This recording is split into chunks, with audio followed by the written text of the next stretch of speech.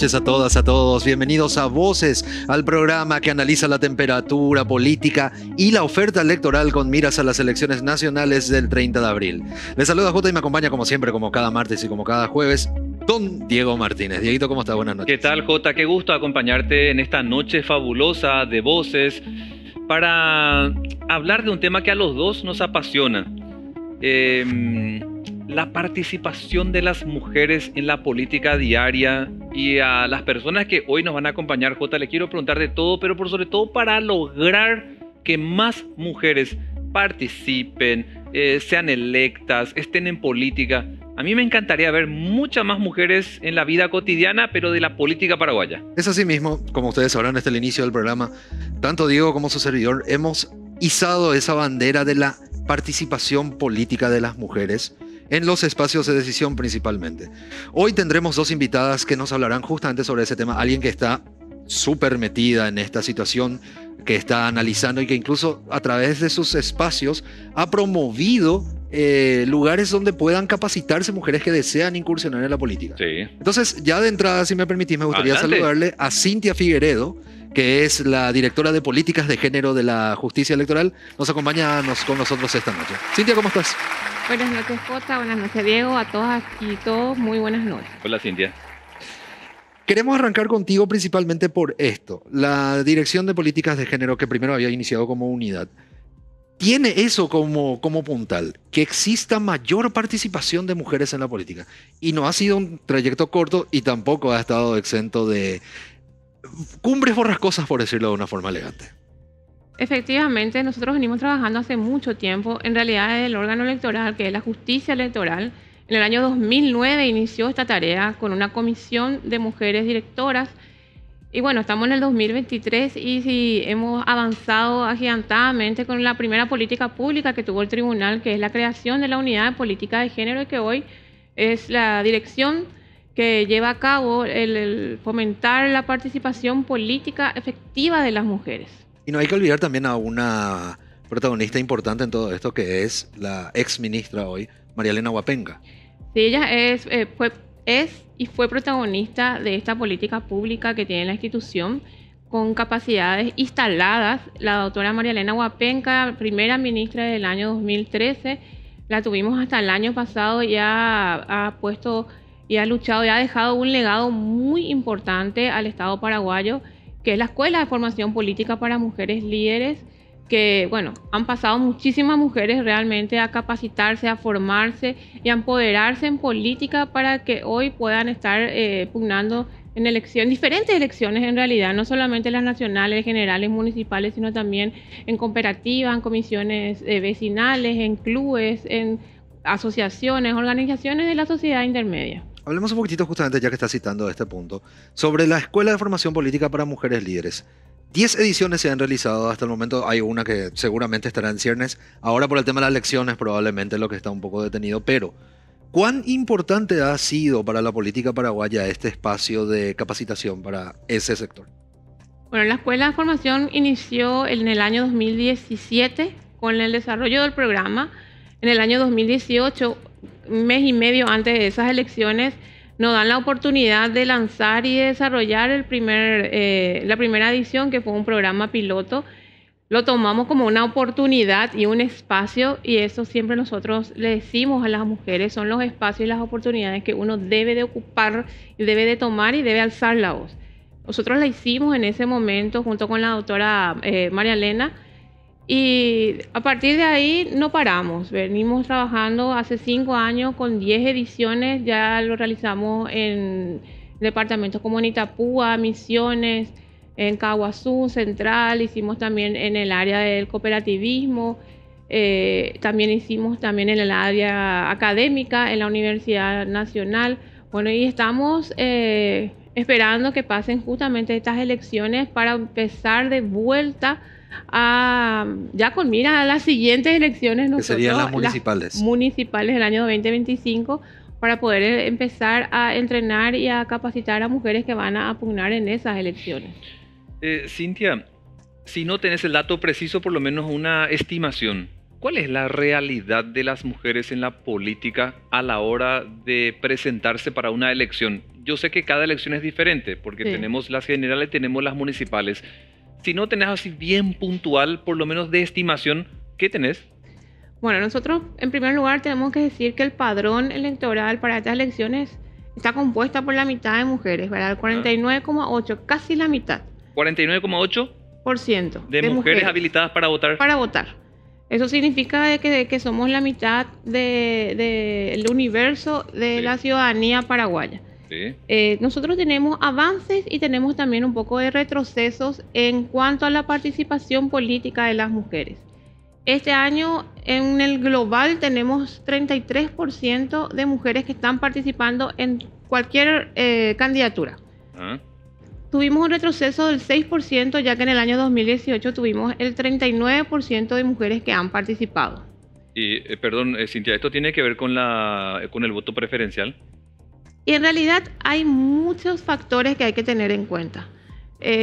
No me animaría yo a decir que el sistema solamente el sistema de votación del voto preferente, sino que también podemos decir y podemos evaluar rápidamente y anticipadamente que existen otros factores. Existe el factor económico, que es el financiamiento, existe también la cultura, lo social, que se acuña en los partidos políticos en cuanto a la participación de las mujeres. No podemos dejar de olvidar también de que es un efecto también de la pandemia producido por el COVID. Y, a ver, vos me hablaste de un 49,8, yo de hecho estaba en la placa, en el Zócalo digo, 33% hablaste de una participación, y si tomamos como referencia, si es que te acordás nomás obviamente de las municipales, ¿te acordás del efecto mujeres elegidas, electas para las municipales? Porque falta para el 30 todavía, que seguro puede haber una proyección, pero ¿te acordás de cuántas mujeres fueron elegidas para concejalas, intendentas? Si no, estimación por lo menos. Tengo. Bueno, en las municipales participaron 36% en las internas. Sí. Como precandidatas. Luego de ese 36 quedaron 33 como candidatas. Ah, mira, candidatas. Y luego tenemos ya que desglosar en representación, Sí. que son las mujeres electas. Para intendentas tenemos apenas el 12% de mujeres 12 electas. nomás. 12 nomás. Híjole. Pero si aumentamos ahí un poquitito, paradójicamente, a las elecciones del 2015. Y en junta municipal también crecimos 2%. Tenemos 22% de mujeres 22. En este momento que ocupan cargos en la junta municipal, a diferencia del 2015 que eran 20. Ahí salta una pregunta a la vista. De cara a estas elecciones nacionales, ¿a cuánto estamos? ¿A 7 semanas, 6 semanas aproximadamente? ¿Cuál es el crecimiento y la expectativa que ustedes, como Dirección de Políticas de Género, están manejando en concepto de espacios legislativos? Bueno, nosotros tenemos un promedio de 16% de representación. Cuando nosotros hablamos de representación son los cargos electos en una elección. En la Cámara Legislativa, que son ambas cámaras, tenemos el 16% de representación. Nosotros, como te dije, hemos decrecido, o sea, hemos retrocedido un 6%, entonces no podemos tener una expectativa de crecimiento con un menos 6%. Claro. Queremos ser optimistas y que la política pública que a partir de ahora tengamos que generar nos dé un porcentaje de crecimiento, entonces vamos a tomar el porcentaje de crecimiento de las municipales, que es el 2,5. Esto salta también, y a ver, es una percepción personal, y de paso también le invito a la gente que está en línea ahora mismo con el programa, que visite nuestro Twitter en @americatvpy, ya que tenemos una encuesta justamente que tiene que ver con la pregunta que te voy a hacer. ¿Qué debe hacerse para que más mujeres participen en política? Es la encuesta que tenemos ahora mismo en América TV. Más leyes, más espacios educativos, e ir cambiando la cultura, que es tal vez la percepción mayor que tiene la audiencia de Voces ahora mismo. Y ahí salta a la vista la pregunta: ¿qué hace falta para que exista una mayor participación o una mayor representación de la mujer en estos espacios, no necesariamente legislativos, sino de decisión? Porque si hablamos de espacios de decisión, estamos hablando del poder legislativo, del poder ejecutivo, incluso del poder judicial también. Claro. Te voy a responder con la proyección, te voy a responder el por qué nosotros necesitamos. Nosotros si crecemos, por ejemplo, 2,5 en la Cámara de Senadores que hoy tiene una representación del 17%, necesitamos 2 elecciones. Si hacemos la relación matemática de 2 elecciones por 5 años, que son cada elección, necesitamos 60 años. O sea que en el año 2083 tendríamos nosotros una Cámara de Senadores igualitaria manejada por hombres y mujeres administrando las leyes. Lo trasladamos a la Cámara de Diputados, que tenemos el 15%, necesitamos así 14 elecciones. Son 70 años, sería en el año 2093, a un ritmo del 2,5, que es el crecimiento de la representación de las elecciones municipales. Ahora me decís, ¿por qué es importante tener más medidas afirmativas para poder fomentar la participación política? Porque nosotros necesitamos administrar las leyes y la cosa pública entre hombres y mujeres para que realmente sea una democracia igualitaria, equitativa, fortalecida para todas y para todos. Nosotros necesitamos mejorar, evaluar y pensar si nuestro marco legal está acorde a los tiempos, si realmente la cuota que se había establecido en el año 96 del 20% está acorde a estos tiempos, al año 2021, ya han pasado 30 años. Se cumplió el objetivo de ese artículo que está en el Código Electoral, que es el 20%. ¿Existe realmente la protección para que las mujeres puedan realmente participar? ¿Existe el financiamiento para que las mujeres puedan participar? La estructura de los partidos y movimientos políticos hacen el trabajo de fomentar cívicamente la participación política de mujeres y de jóvenes. O sea, son todas evaluaciones y cuestiones que tenemos que traer nosotros a la mesa y poder analizar con todos los actores, llámese el cuerpo legislativo, los partidos políticos, los actores electorales, el órgano electoral. O sea, hay una cuestión que nosotros tenemos que fomentar. E inclusive tenemos que fomentar, y el órgano electoral se está haciendo de la justicia electoral, promoviendo una campaña muy fuertemente de la participación de la ciudadanía, de que la ciudadanía, jóvenes, hombres, mujeres, de todas las edades, acudan ese 30 de abril y elijan responsablemente a sus autoridades, de tal manera que estas cuestiones de interés público realmente puedan llegar a un objetivo y a un final en donde todos nos vamos a beneficiar, ¿verdad? Esa es una evaluación que hay que hacer. Te escuché decir, Jota. No, por favor, después. Te escuché decir, Cintia, que para lo que se viene, el 30, tenemos un 49,8% de mujeres habilitadas para votar. Sí. ¿Hay alguna proyección de ese porcentaje? ¿Qué cantidad iría a votar en el caso de las mujeres?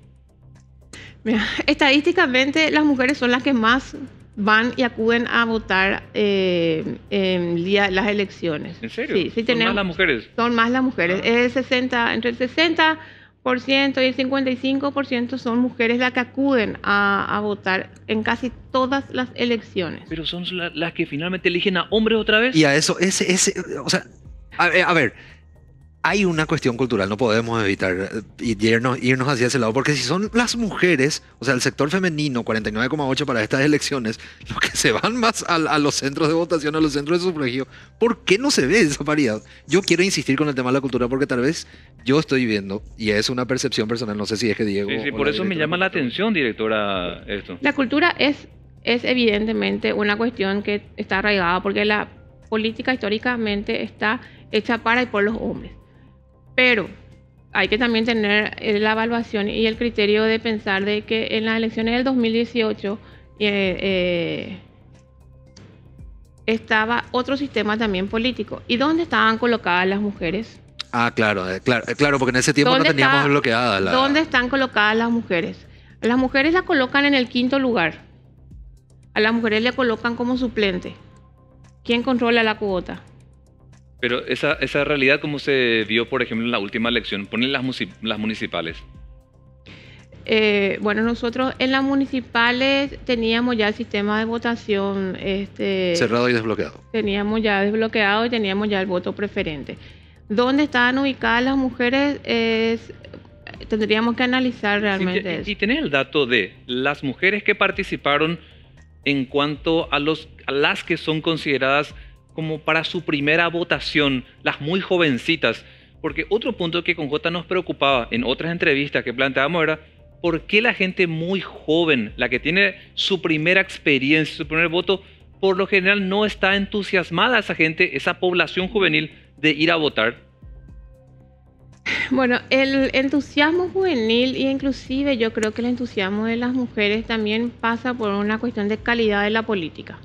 Nosotros venimos con una política bastante desgastada, con poco recambio y con poca oportunidad de elegir. Entonces, eso hace también de que los espacios para participar sean menores, ¿verdad? Porque sencillamente uno ya no quiere acudir a los partidos políticos porque ven puertas cerradas o porque ven muy poca chance, ¿verdad? Y también tenemos el ejercicio de las elecciones.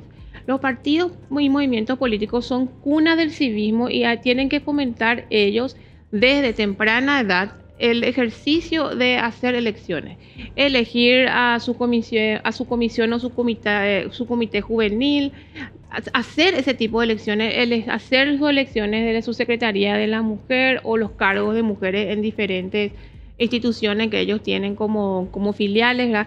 Ese ejercicio de sufragio también tenemos que hacer desde los colegios, desde la universidad, porque eso es una cuestión de educación cívica y a nosotros en Paraguay nos falta el tema de educación cívica. Y ahí es donde enganchamos y volvemos a las primeras preguntas que le hacíamos a Cintia, la Escuela de Formación Política. También hubieron otros espacios, recientemente recuerdo, si mal no recuerdo, en donde las candidatas tuvieron la oportunidad de participar de paneles de debate dentro de la justicia electoral.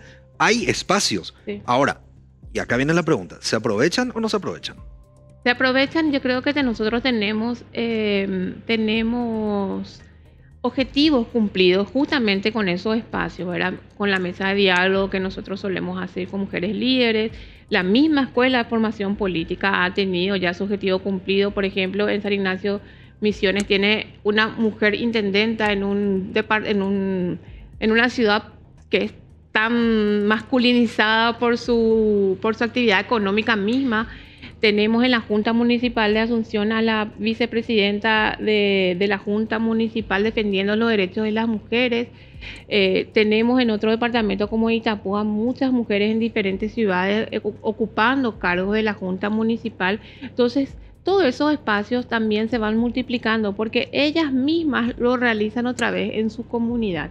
Entonces, estos espacios yo creo que hay que apoyar, hay que fomentar y hay que replicar desde los partidos, desde los movimientos políticos, desde la gobernación, desde la municipalidad. Hay que articular fuerza para fomentar la participación de jóvenes y de mujeres. Que sea un sistema cascada, básicamente. Es un sistema cascada, exactamente. A mí me da risa porque yo me suelo ir a Itapúa a hacer a veces el recorrido electoral que solemos hacer trabajando con la capacitación y me dice una vez un compañero de uno de los registros, Evita Perón, ¿acaso es Evita, más conocida como Evita Perón porque viniste y revolucionaste a todas las mujeres y ahora son todas las mujeres las que se candidatan, ¿verdad? Pero me encanta.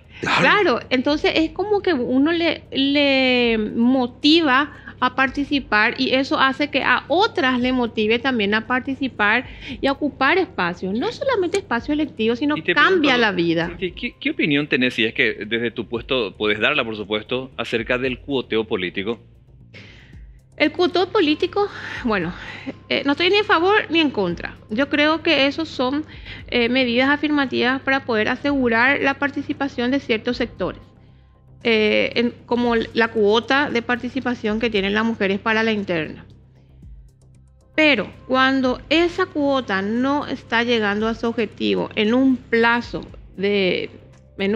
medio, hay que evaluar qué es lo que está ocurriendo con esa medida afirmativa. ¿Sabes por qué te pregunto, Cintia? Porque tengo miedo de que por intentar lograr un cupo específico para mujeres se pierda la calidad desde el talento que tiene una mujer o tal vez un hombre para persuadir electoralmente a la gente, que no esté allí simplemente para llenar un espacio, sino que esté de verdad una persona que íntegramente como político o política persuade a los otros y convenza electoralmente. A eso voy.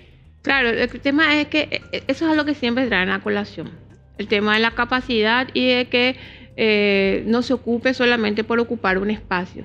Es que simplemente ni siquiera se está pudiendo ocupar el espacio porque no se genera y no se garantiza lo que dice nuestra Constitución, que somos iguales ante la ley. Entonces, ante esa situación que no se da, se busca una medida y ahí sale la cuota. Pero ahora ni siquiera podemos llegar a decir que es un objetivo cumplido después de 30 años. A mí en particular me encantaría, como un deseo, ¿verdad?, ver alguna vez a una mujer como comandante de la Policía Nacional. Yo sé que no tiene nada que ver con la elección, pero como un posicionamiento de las mujeres. Es un espacio de poder. Espacio de poder. Es rompe un estereotipo. Y rompe un estereotipo también. Yo no he visto como una la mujer... ministra de la Defensa, la Claro, Arbo. tuvimos creo que un año, una vez, a una ministra de Defensa, un año creo, en la época La de profesora Federico Arbo. 6 Franco. meses, en la época de Federico. Una ministra del Interior, por ejemplo. ¿Por qué no tener más de una mujer en la Corte Suprema de Justicia? Que ahí Tenemos solo una mujer allí. Que ahí salta justamente, y entrando de vuelta con el concepto cultural, no es que existan más mujeres en el Poder Legislativo, en la Cámara de Senadores, en la Cámara de Diputados, sino que existan más mujeres en eso, en los espacios de decisión gubernamental. Algo necesario no solamente para cumplir, creo yo, por la paridad democrática, sino porque, no me acuerdo con quién era que dijimos eso, no me acuerdo si fue con Katia o fue incluso con Martín Arévalo, que había dicho, la mujer sabe gobernar mejor que el hombre incluso. Sí. Uno de los candidatos había dicho eso. Lo dijo Nenecho. Nenecho, Oscar, el intendente de Asunción, que lo tiene cerca a Fiorella Forestieri, a quien la estaba citando recientemente. Sí. Es que yo creo que esto no es una competencia, ¿verdad? No es una, yo siempre recalco, no es una competencia entre hombres y mujeres, sino es más bien administrar desde la mirada del hombre y de la mujer. ¿Para qué? Para que esto se pueda complementar y pueda realmente satisfacer todas las necesidades que tiene una sociedad. Y ahí voy a introducir otra vez. Ahí está el sector de la juventud, está el sector de las personas con discapacidad, está el sector de los pueblos indígenas. O sea, son todas necesidades que como ciudadanía tenemos que nosotros que trabajar en conjunto. Y ahí tenemos que garantizar la participación. Una respuesta cortita, no me acuerdo si no fue el programa. Reducir la edad como alguna vez los políticos pretendían para participar electoralmente. Ejemplo nomás, la concejalía de 25 a 22, ¿en algo colabora? ¿Vos sentís que puede ayudar? Y la verdad que yo, más que reducir la edad, yo creo que hay que fomentar lo que es educación cívica desde temprana edad, para que podamos realmente llegar a una edad madura y que podamos también nosotros administrar lo que es la función pública, que no es poca cosa, que es una responsabilidad muy grande, que más que preocuparse hay que ocuparse, y hay que ocuparse con madurez y con una preparación sólida. Cintia, te agradecemos muchísimo y quiero resaltar algo despidiéndote y agradeciéndote tu tiempo. Existe pues esa mentalidad de que la justicia electoral está solamente para hacer elecciones. Contigo, aquí presente, queremos darle a conocer a la ciudadanía que no es solamente eso, que la justicia electoral también promueve espacios de educación, capacitación tan necesarios para ir creciendo democráticamente como nación. Así que te agradecemos muchísimo que hayas venido a Voces. Nos gustaría contar de vuelta contigo post elecciones para hacer una evaluación. Y cerrando lo que vos decís, la justicia electoral tiene 3 etapas: el ciclo electoral propiamente dicho, el preelectoral y el postelectoral. Y en el ciclo preelectoral es donde uno fomenta estos programas, estos proyectos sobre participación política de mujeres, de jóvenes, discapacidad. O sea, hay una preparación muy grande que hace la justicia electoral. Luego la propiamente electoral, en donde ya se trabaja exclusivamente con los candidatos. Y bueno, el postelectoral es lo que nosotros vamos a tener luego a partir del 1 de mayo, al cierre de las elecciones el día 30. Yo quiero aprovechar e invitarles a todos y a todas a que acudan ese 30 de abril. Tienen el poder de elegir a sus autoridades que van a administrar por los siguientes 5 años, y esa es una responsabilidad de la ciudadanía toda. Diego, muchísimas gracias. Al contrario. La directora de Políticas de Género, Cintia Figueredo, con nosotros. Hacemos una pequeña pausa, seguimos con Voces.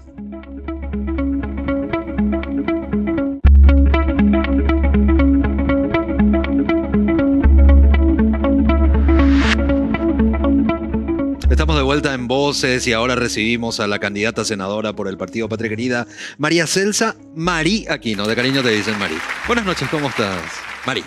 Buenas noches, Jota y Diego. Muchísimas gracias por este espacio y estoy acá para compartir con ustedes Estábamos hablando justamente fuera de aire. Ella ya tiene un paso por lo que es la función pública, más de 20 años.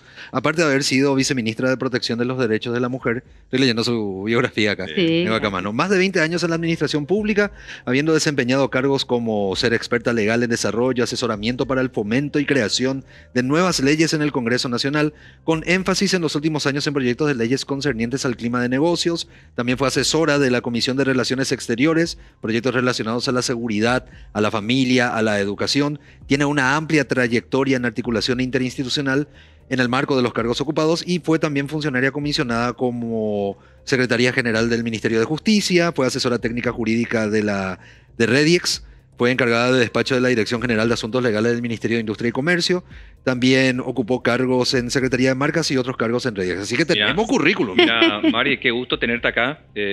Celebramos siempre con Jota cuando se trata de mujeres que vienen para dar a conocer qué quieren hacer en la vida política y tenés un bagaje interesante de experiencia.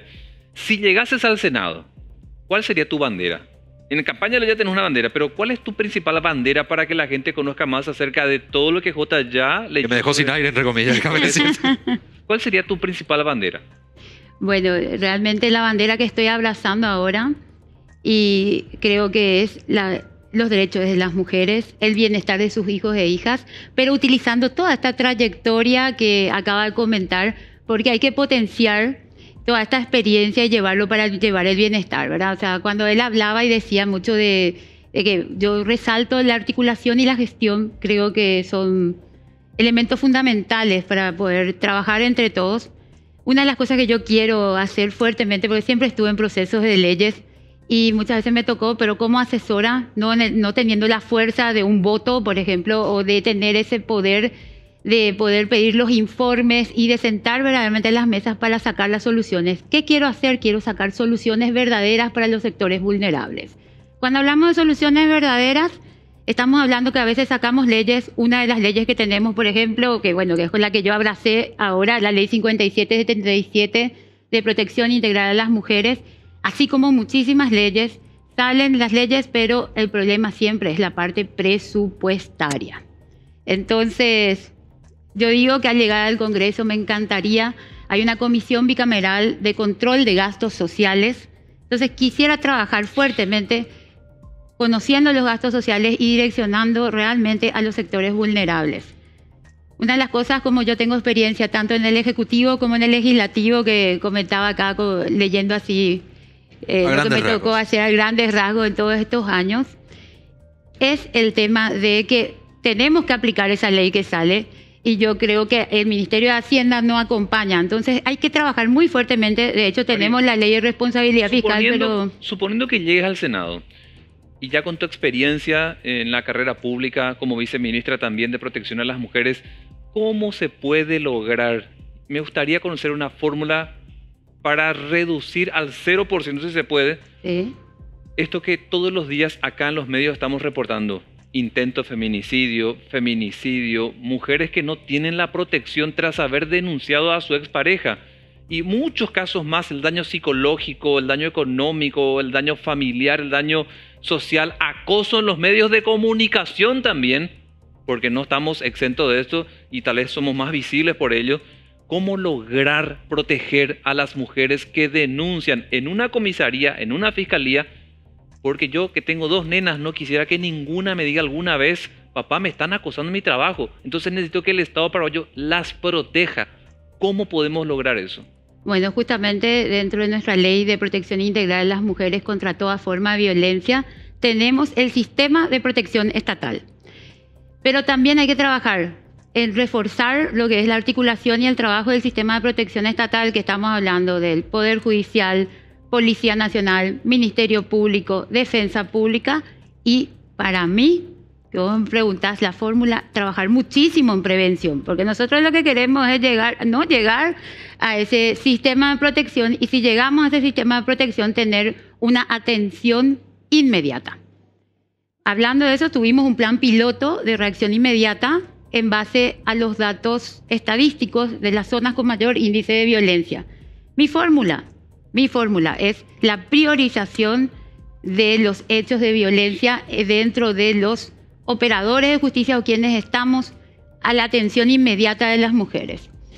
Ahora, salta la pregunta a la vista y siguiendo con la ley 5.777, dentro del equipo de prevención, ¿a qué niveles haríamos la conversación bajando las fuerzas del orden? Porque ahí también tenemos un problema bastante grande. Si hablamos de prevención, tenemos que involucrar a las fuerzas policiales, tenemos que involucrar a la fiscalía. Y hay casos que se han reportado muchísimo en los medios en donde la mujer va, hace la denuncia contra... Ni siquiera es su expareja, es alguien que en efecto la está acosando, está causando algún tipo de violencia, toma la denuncia y hasta ahí llegó. ¿Qué hacemos ahí?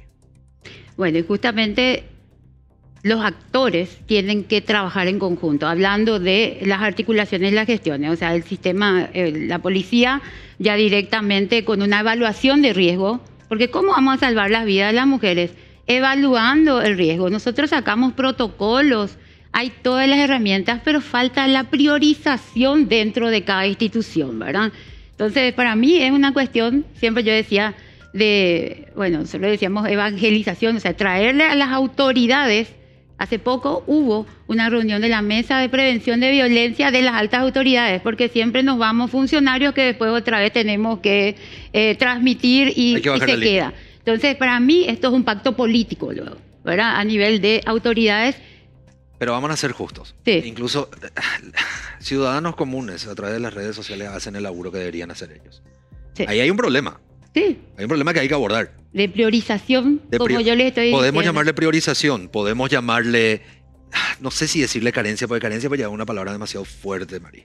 Pero nos vemos pues, el ciudadano común y corriente que no tiene la facultad legal para hacer todo esto, es el que finalmente termina escrachando, es el que finalmente termina denunciando, es el que finalmente termina dándole el toque que en teoría nuestras fuerzas de orden deberían darlas.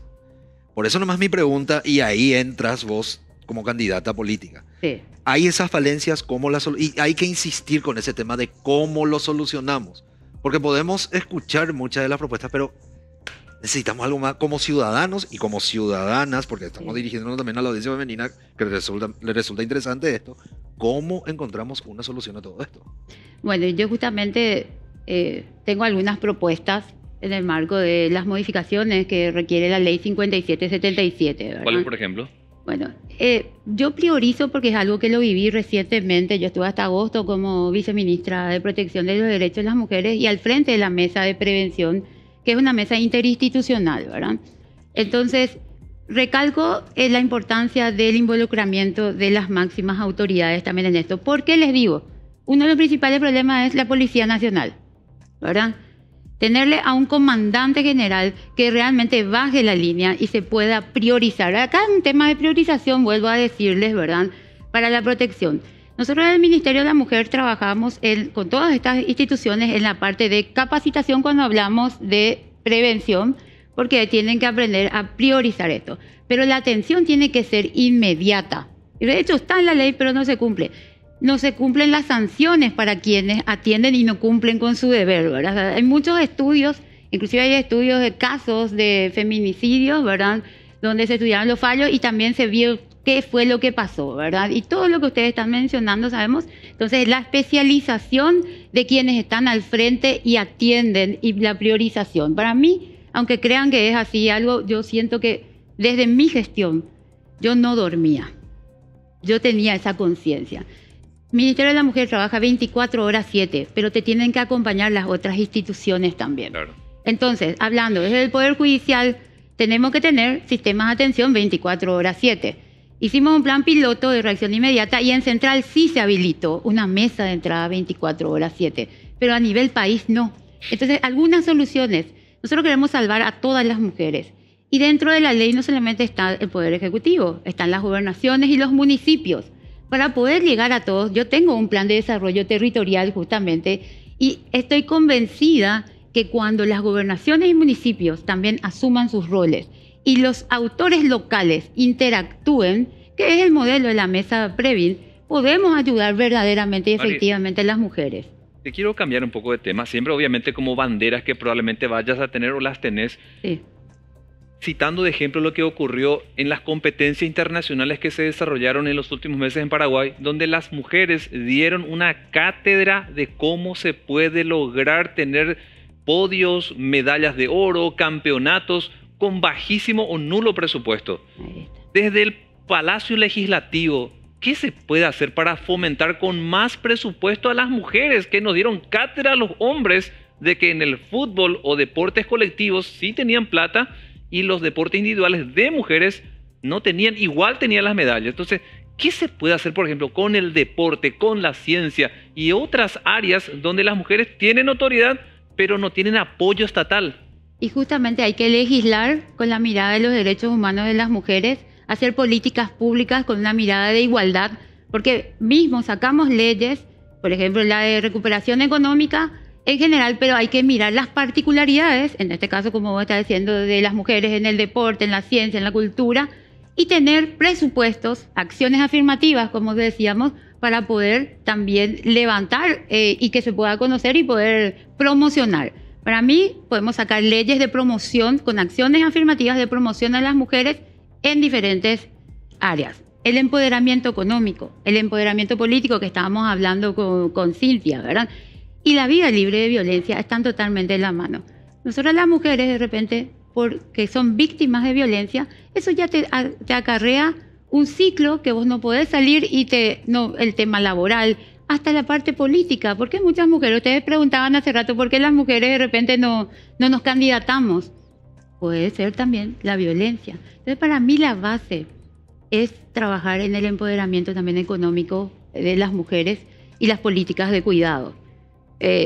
Para mí las políticas de cuidado son fundamentales y esto es algo que se está trabajando a nivel mundial para poder hacer estas acciones equitativas para que las mujeres puedan también salir con tranquilidad y poder desenvolverse. ¿Y qué sentís como mujer, como profesional que tiene años en la vida pública, que la mujer paraguaya o la extranjera que tiene años en nuestro país requiere que se haga un cambio de ley o de conducta social para que esos derechos que tanto reclaman, un 8M, 25N y todas las manifestaciones que solemos ver las mujeres y hombres que acompañan esto, se puedan materializar? Porque ¿de qué nos sirve una ley sin presupuesto? Es letra muerta. Totalmente. Lo que nosotros hacíamos es justamente tenemos que sensibilizar y trabajar con una STP, Secretaría Técnica de Planificación, trabajar con el Ministerio de Hacienda y bajar que tengan esa perspectiva de igualdad.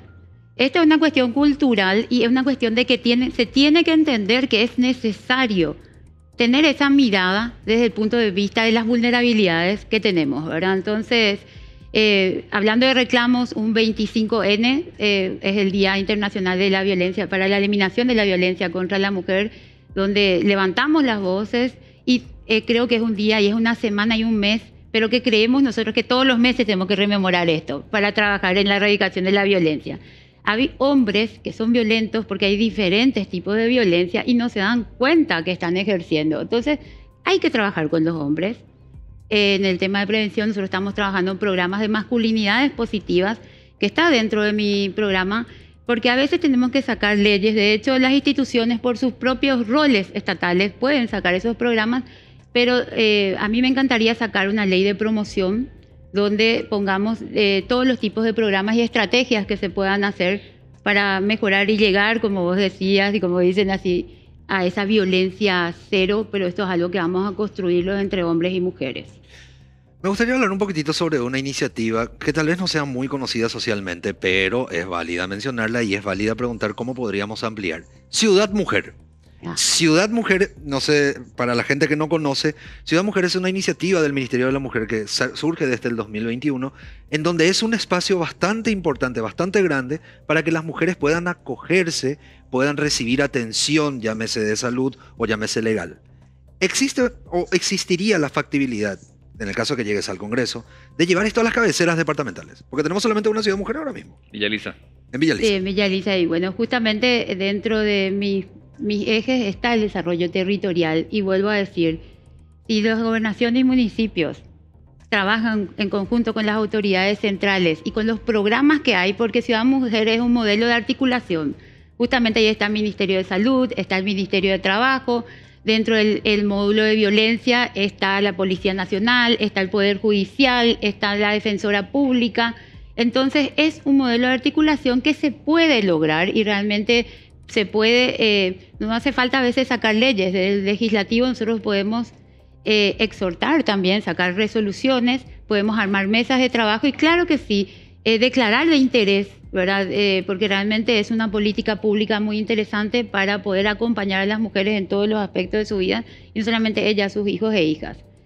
Ciudad Mujer es felicitado, es un modelo que se habla a nivel mundial, ¿verdad? Y es un tema de articulación, entonces yo creo que es totalmente factible y también trabajarlo en base a datos.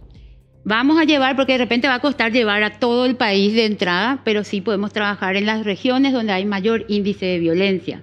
Así tienen que salir las políticas públicas, en base a los datos y las evidencias, y es algo que también estuvimos trabajando nosotros con el INE, que es el Instituto Nacional de Estadística, para sacar las zonas de mayor índice de violencia, y como la Ley 5777 habla de varias instituciones, está el Ministerio de Industria y Comercio, Ministerio de Trabajo, porque tenemos que llevar todos estos servicios estatales a nivel país, ¿verdad? O sea, de hecho, está el marco legal, pero es una cuestión de articulación y es un modelo excelente. María, en caso que llegues al Senado y se diera lo que algunos colorados dicen, o por ahí los liberales, que van a copar ellos el Palacio Legislativo en diputados y en el Senado, según están haciendo su proyección, pero a vos te toca entrar y te vas por el partido Patria Querida. Patria Querida. Sí.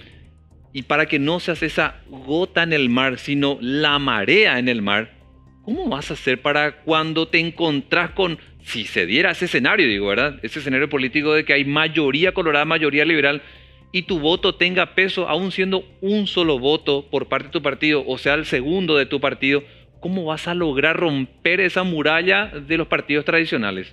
Bueno, y justamente esta es una tendencia a nivel internacional, que hay las bancadas de mujeres, que son de todos los partidos. Yo creo que las mujeres, y como es mi bandera, esto no tiene color y no tiene...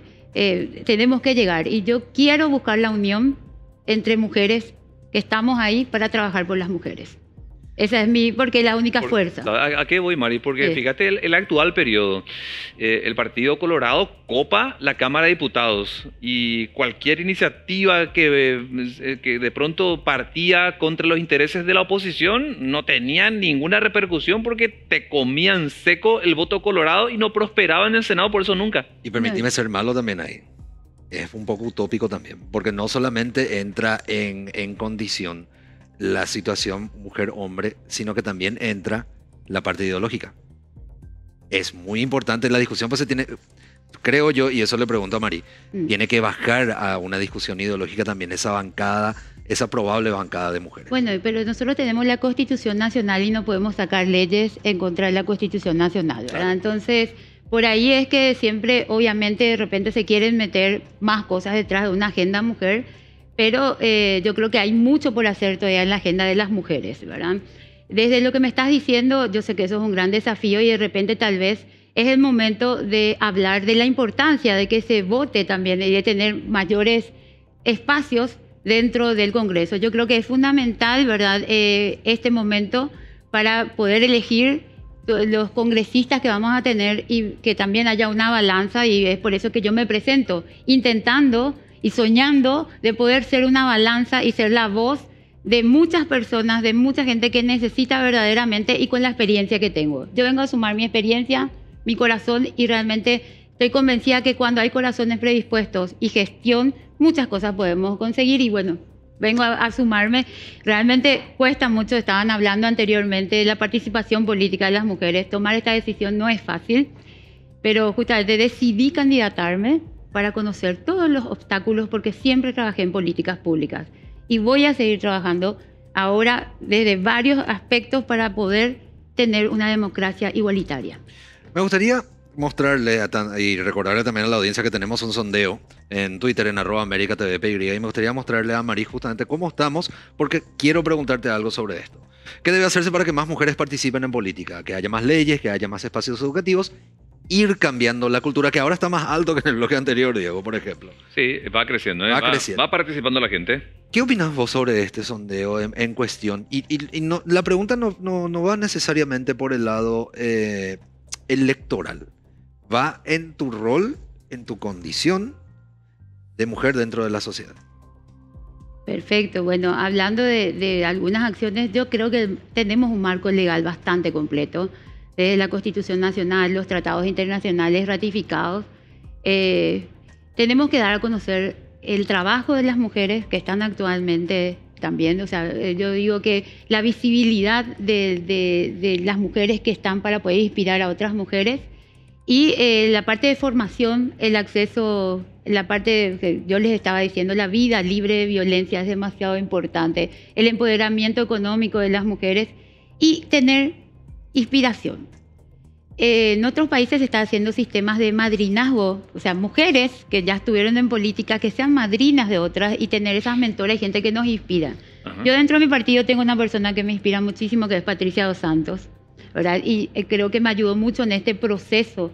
Y también hay veces que queremos retroceder porque decimos esto es muy difícil. O sea, el apoyo que recibís, ¿verdad? Entre mujeres.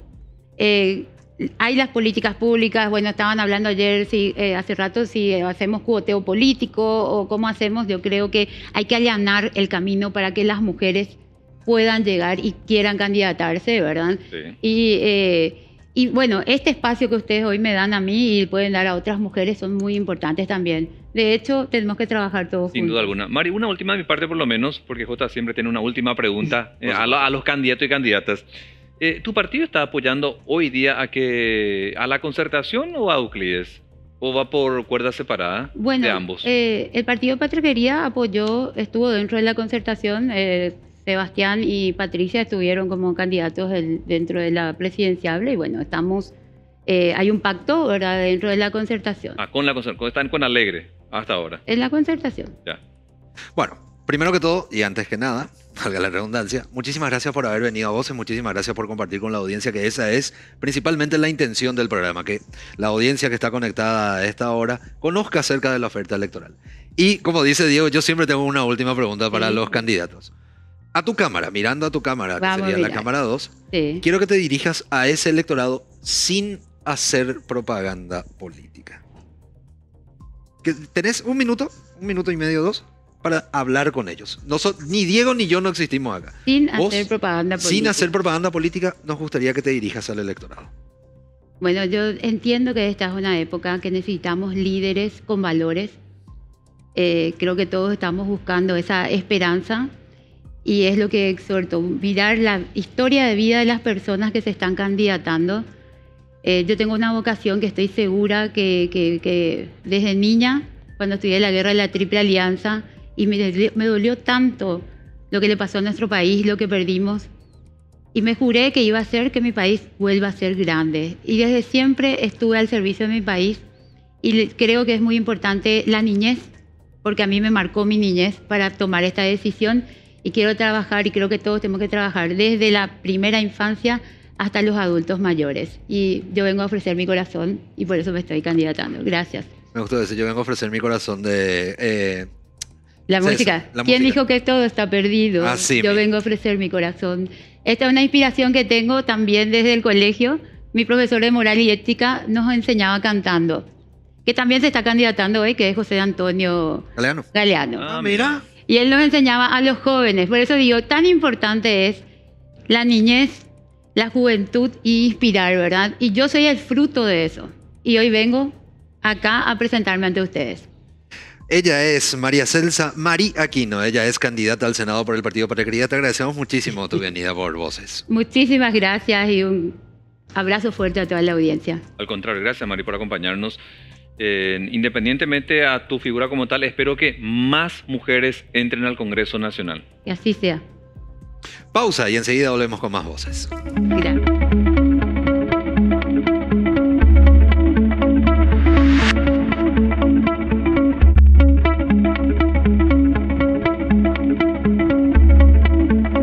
Interesante estuvo hoy el programa porque dimos a conocer justamente esta oferta electoral y además analizamos lo que es la mujer en la política. Sí, yo no sé a quién de ustedes se le ocurrió, si a nuestra productora, a vos. Es un trabajo, a ver, en Voces de Siempre, un trabajo conjunto. Mira, acá nos alegramos cuando tenemos en estudio, en el programa, a mujeres que te vienen a fomentar el voto de mujeres o que ellas puedan ocupar un cargo electivo. Porque nuestra primera entrevistada, Cintia, nos contaba, por ejemplo, el porcentaje de mujeres que están habilitadas para votar, así se dice, ¿verdad? Sí, son las que integran el padrón nacional, es el 49,8%. Casi 50%. Casi 50%. Y atendí el otro dato, casi, o dijo un poquito más del 60% son las que van a votar mujeres. Pero después tenemos hombres copando los cargos públicos. Entonces me entraba esa cuestión de... Espera, ¿qué pasó acá? Y como habíamos dicho, es una cuestión cultural. Sí. Es una cuestión cultural. A mí, ¿sabes qué es lo que me preocupó de los datos que Cintia facilitó? El tiempo en el cual conseguiremos esa verdadera paridad. Sí. En la Cámara de Diputados podríamos esperar 70 años si la tendencia una locura se mantiene. sería. Si la tendencia de 2,5% se mantiene. Y en la Cámara de Senadores, 60 años. Sí. Muchísimo. Sí, y nuestra última entrevistada que busca el Senado. Es difícil, Jota, no por ella, digo, para cualquier mujer que no está teniendo por ahí la popularidad que otras, porque ella viene a ser viceministra, ciertamente, pero cuando es un cargo nacional, vos tenés que golpear puertas en el Departamento Central, Sí, Alto no. Paraná, El Chaco, ¿me entendés? Te Por regalo. ahí, por ahí podría haber parecido ser más sencillo si era para diputada, porque es una cuestión regional, pero a nivel nacional es muy complicado. Lo importante que hay que resaltar es que personas como Mari, Sí. que se están candidatando al Senado, que probablemente no sean muy conocidas, se están arriesgando. Sí. Y se están Se arriesgando. valora. Claro, y se están arriesgando porque ven esa necesidad justamente. Yo rescato eso, y yo siempre voy a rescatar, principalmente del sector femenino, pues no Sí. hay que desmeritar tampoco al hombre, pero principalmente desde el sector femenino, que se estén arriesgando. Por ejemplo, lo tuvimos a Ale de Filippi también hace poquito. Cierto. Ahora la tenemos a Mari, y así sucesivamente, porque ese es el objetivo de este programa. Como Claro. siempre lo decimos. Mira, qué bueno que Voces te dé la chance, el espacio, el tiempo para que o un martes o un jueves y después los días sucesivos que se repite este programa, para que ellos que por ahí en otros canales no tienen la visibilidad que América le da O el tiempo. o el tiempo que América les da para que puedan dar a conocer sus propuestas, porque a mí me gustó mucho nuestra siguiente entrevistada porque la primera daba esos datos de justicia electoral que son relevantes para la movilidad electoral. Pero después tenés la siguiente entrevistada que te habla de qué pretenderías hacer en caso de llegar al Senado. A mí me encantó, porque hay que de algún modo desalentar a los hijos de que tocan a una mujer, Sí. que la dañan psicológicamente, Sí. que le dañan económicamente, Sí. socialmente, mediáticamente, porque o si no están siempre desprevenidas. Y yo le planteaba el caso de cuando una mujer víctima de violencia psicológica, física, etcétera, y en el peor de los casos de feminicidio, en vida la mujer fue a una comisaría, hasta logró que un juez diga, ese tipo no tiene que estar ni a 1000 metros, pero como no estuvo protegida, entonces viene el tipo y le mete plomo. Y es una pena, y hace poquito, hoy nomás se estaba reportando un caso Sí, similar. en Caraguatá. En Caraguatá, en el interior del país. Es un trabajo que hay que hacer, es un trabajo que también requiere su tiempo, y esperemos de que los próximos representantes lo hagan. Pero decime, es que una locura mía, y de verdad pregunto, tiro así al aire. Tira la piedra y no escondes la mano. No, claro. O sea, ¿a qué voy, Jota? Es que una locura pensar que una mujer no puede ser comandante de la Policía Nacional. Para nada. ¿Me entendés? O sea, hay que romper ese esquema de que solo un comisario, un hombre puede ser. Porque ya tuvimos una ministra de Defensa. ¿Por qué no podríamos tener una comandante Yo estoy contigo, 100%. de la Policía Nacional? 100%. ¿Me entendés? Imagínate lo que va a romper ahí si logras que tenga una mujer al frente o más mujeres en la Corte Suprema de Justicia. Estoy totalmente contigo, Diego. ¿Qué crees que te diga? Me parece que la mujer necesita, requiere y es justo y necesario que ocupe esos espacios, como lo había dicho. No necesariamente los espacios legislativos, espacios de decisión Sí, gubernamental. totalmente. Recordad de que tenés la posibilidad de volver a ver Voces Ajá. los miércoles y viernes a las 5 de la mañana. Y este domingo tenés Voces por partida doble. A las 21 y a las 22 horas. Ah, me encanta. Así que se vaya prendiendo a propósito la gente a nuestros programas que se van repitiendo. Pero che, ¿cómo quedó la encuesta? Y vamos a revisar justamente en el Twitter de América TV PY. Ahí estamos en Twitter. Seguinos si es que no nos seguís. ¿Qué debe hacerse para que más mujeres participen en política? ¿Más leyes un 5,6%, más espacios educativos, 22,2%, e ir cambiando la cultura, 72,2%, y podés seguir votando. Sí, buscanos en @AmericaTVPY, seguir votando en esta noche fabulosa y en la que, por supuesto, le invitamos a que sigan, por supuesto, toda la grilla de América, porque se viene otro programa muy bueno a continuación. Así mismo. Se viene doña Silviera. Sí, Con el mundo nos vigila. Así que quédense en sintonía. A vos te deseo un buen fin de semana. ¿Ya se acabó el programa? O sea, no, a vos tal vez no, a mí me están esperando ahora. Así que... Bueno, que pase bien, ¿eh? Feliz fin de semana, gente. Nos vemos el martes.